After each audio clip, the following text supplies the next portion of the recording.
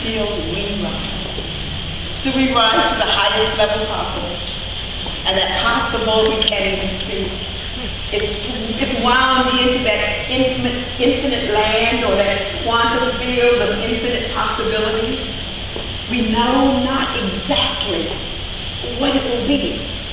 But the other thing is that we get to choose, however, to collapse that wave of infinite possibilities and turn it into that particle that we know that it is, the event that is to be ours. We do and know that we get to choose. We're always at choice. Still I rise.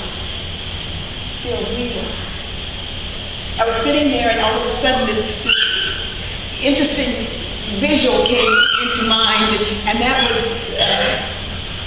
the Sunday we were sitting at this other location, 4700, and the floodwaters started coming in. Oh yes! Those of you who were there that Sunday, they called it the floodwaters, we called it the building that was just kind of improperly made and built. Lou Doty was sitting there on his stool, strumming, and the water started coming. And he was so oblivious too, everybody jumping up and started pulling plugs, because there was water coming in the front of our building, the whole sanctuary. And he kept just playing his guitar. And, pretty soon we said, no, we've got to move. So we were in this huge sanctuary, and I said, no problem. We'll just go into the fellowship hall. Because it never floods. It never has. And as we walked together, everybody got up and we started going to the fellowship hall. And the water kept following us. And it followed us for that 7,400 square feet that we were in. And we had water standing up to the baseboard.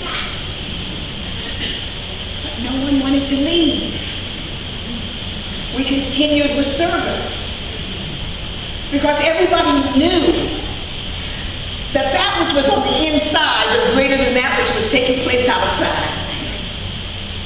And Lou then continued playing, unplugged. But it was a Sunday to remember, because it showed all of us what we were made of, the truth of who we were. That it wasn't a flash in the pan type of activity that we were going through. That we weren't sprinters, and we were marathon runners going in for the long haul. That we could keep the pace, no matter what we felt or maybe even thought, or what we didn't even know. We knew we were right there where we were supposed to be.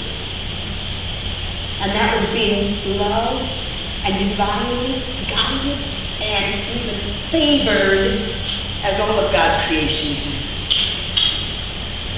We were being that favor shown by the divine presence of God.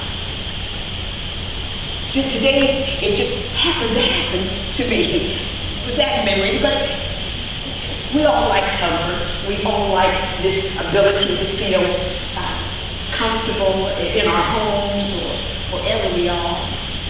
And when that seems to be missing, sometimes we start feeling lack of limitation, that we too are not good enough, worthy enough, and not knowing what to do enough. And then all we need to do is just take pause and be surrounded by the love that we know, and some love that we don't even know, we're not even aware of. Because as long as there is that power and presence within us that is forever urging us to be more than we are, we can look at each other in the eye and see the face of God.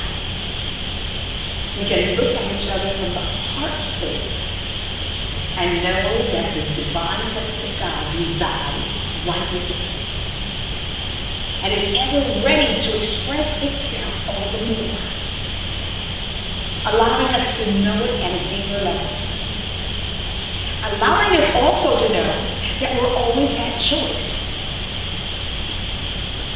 allowing us also to know, as I said earlier, that there are no victims or villains in this play of life,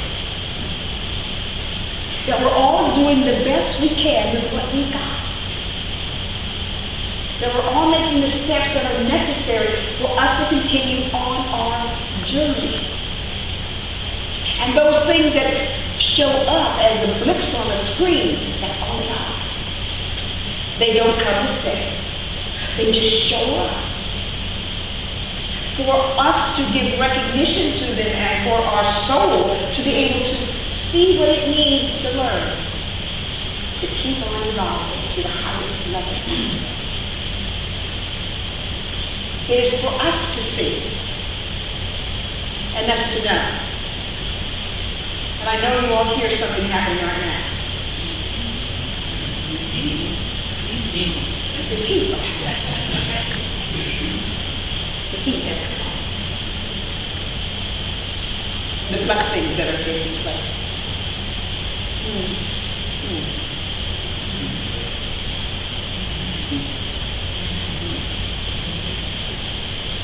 I'm giving a shout out for the practitioners who surrounded me this morning, who continue to let me know the truth. The president of our council who surrounded with me this morning before we came into the sanctuary. Before we know the truth of this experience. We know that there are temporary experiences that we seem to want to put in a mold and say, this is forever. We know there are changes taking place as we speak. So I'm just overfilled with joy this morning of just giving recognition to that power and presence that we know never fails us. It never fails any of its creation. There isn't favor shown to some and not to all. When I speak of this humanness, that is the mask of the divinity that's within. I hope you see that picture. Because we are all divine emanations of God and we wear the human mask. And that's not all bad. But you see, when we wear that human mask in so many ways, and sometimes it gets glued to our face so much that you're thinking, cool. Something's getting warm here. But when we wear that mask so tightly, and if it goes in the direction of those areas that are the negative thoughts and feelings and expressions, then that divine within really doesn't, it just can't accept that. But we're now making that human, but I wanted to reverse that so that you don't get locked in and say that, oh, well, God really doesn't like that. No, that's not what I'm saying. So I'm going to reverse